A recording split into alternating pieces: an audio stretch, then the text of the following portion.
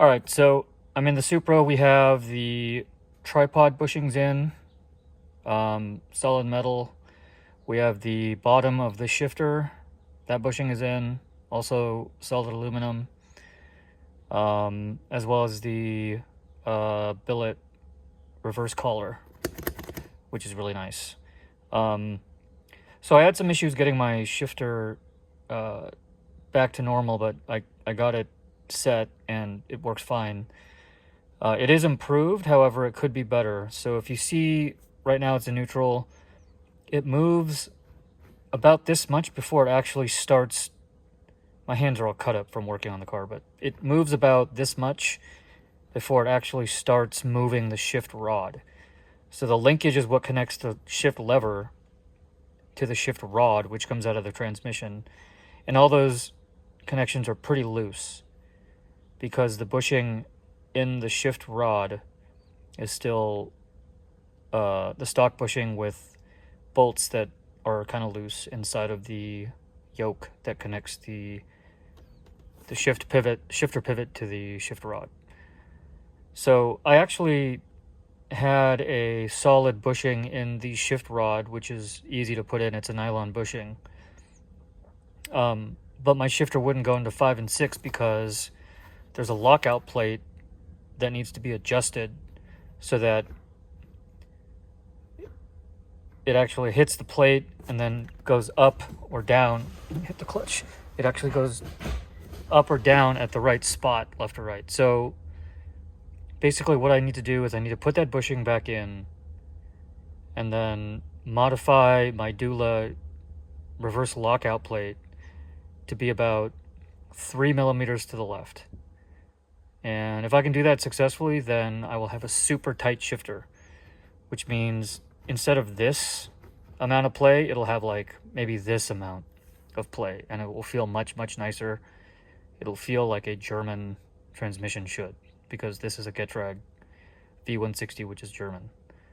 I think the reason they did put so much slack into the shifter is because the factory rubber bushings were designed to minimize noise and vibration, and also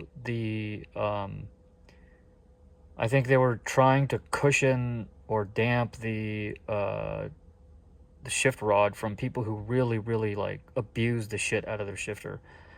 Like, some people really slam these things hard, which is kind of crazy to me. Like, I can see if you're, doing 7 or 8 second passes in the quarter mile why you would want to do that. But if you're just driving on the street, that's not a very good way to drive, because you're just wasting your own energy and abusing the car. So you can be really fast and also, just shift smoothly. So what I'm going to do is I'm going to replace that nylon bushing, or put the nylon bushing into the shift rod, and then modify my lockout plate to limit the travel so that I can get into 5th and 6th successfully. Because remember, the lockout plate was designed for all this play, right? Like, I'm pretty sure after all these bushing upgrades, this is basically what a brand new shifter would feel like back in 1995 or 7 or 8 or whatever. So, it feels okay. It's not like bad, it's not terrible, but it could be a lot better compared to modern standards.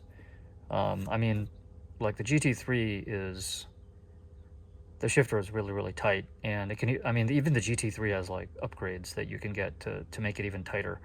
But there's no cables on this, right? The Porsche stuff is all cable driven, and the fact that a cable driven shifter can feel better than this one is kind of weird. So I'm gonna get this thing as close to possible as a direct connection, and then we'll see how it goes.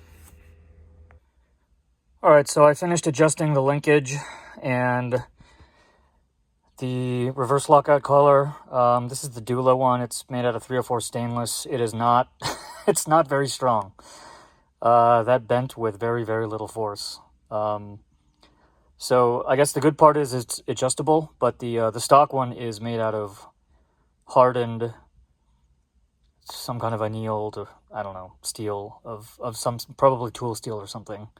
and it's basically impossible to drill, impossible to even punch. You can't even make a mark on it. But this Dewla one is adjustable because I just adjusted it.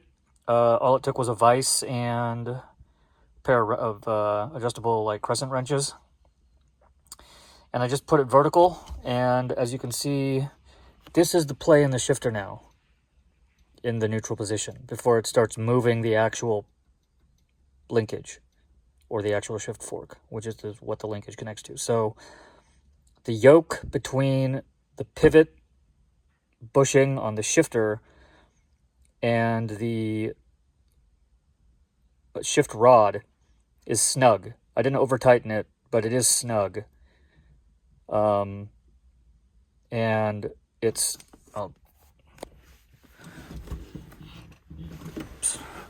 so again, this is the play now. It's not even an inch. I mean, not even, it's barely a centimeter, and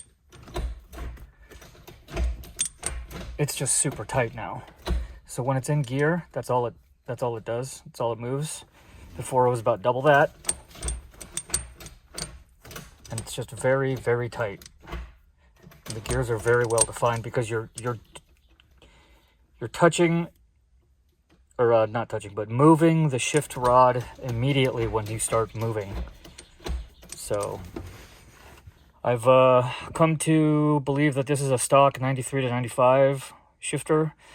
Ignore the transmission tunnel. This is still the auto tunnel. The previous owner that did the swap just didn't finish it, basically. So I've got to get that done. But I'm working on the actual mechanics now, and I think I've got this dialed in. Like, reverse works fine.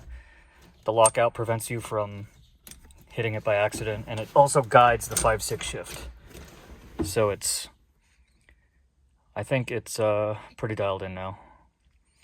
And the good thing about these Dewla lockouts is they are very cheap. I think they're on sale for like $15 now, which is kind of crazy. I might just buy like 2 or 3 just to have on hand, because yeah, again, the stock one is super duper hard. Nothing you can do at home can modify it. So okay, I'm pretty happy. I'm going to button this up. One day I will clean up all this wiring, but not today. All right, thanks, bye.